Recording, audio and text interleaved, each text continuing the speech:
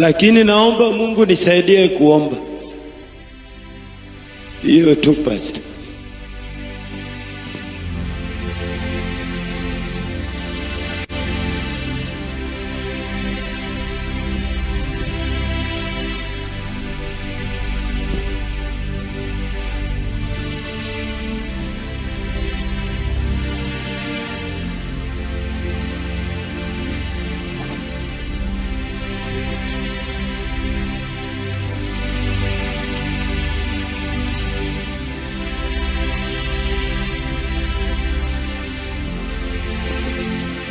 Pastor, mimi nimesoma kazi ya driving, najua kuendesha lori, lakini kazi nikipata inaharibika tu.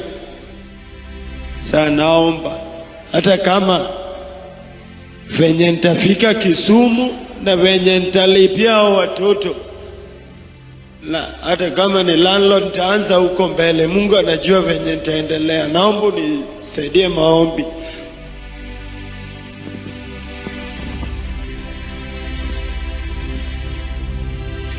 Bwana Yesu asifiwe.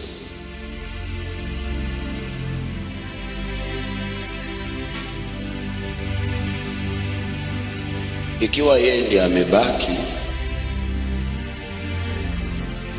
kwa boma na hana mahali kuanzia, wajua hiyo familia imemaliza, imeisha.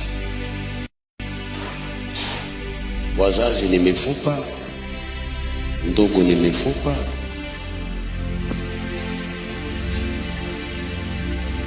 Wewe ndio umebakia, unaweza wewe ndio watu wanakuona, lakini hata watoto wako pia wanajua hauna.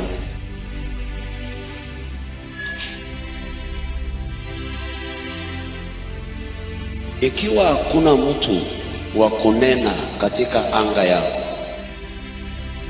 mtu uchoka.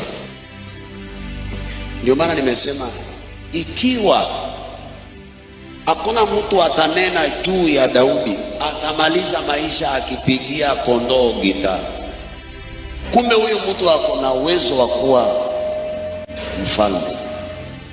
Ikiwa hakuna mtu mwenye mamlaka anene juu ya Daudi, atamaliza tu akichezea kondoo gita.